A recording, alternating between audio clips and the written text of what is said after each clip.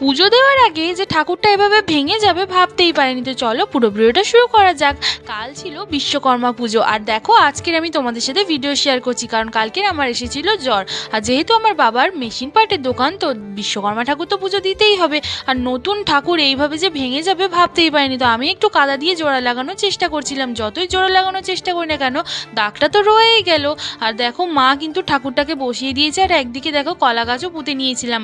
তারপরে মা আমাকে বলেছিল ফলগুলো কেটে দিতে, আমি এক এক করে ফলগুলো গুছিয়ে কেটে দিচ্ছিলাম। আর সব ফলমূল কেটে নেওয়ার পর এই ফুলটাকে দেখো কি সুন্দর না, ফোটা পদ্ম ফুল, কত সুন্দর দেখতে লাগছিল। যেহেতু গাড়ি গাড়ি তো পুজো দিতেই হবে, আর আমাদের দোকানের সামনে কতগুলো গাড়ি দাঁড় করানো হয়ে গেছিলো।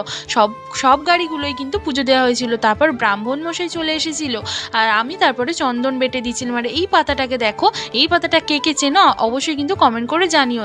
তারপর দেখো পুজো স্টার্ট হয়ে গেছিলো, আমাদের স্কুটিটা একটু পুজো দিল। আজ এই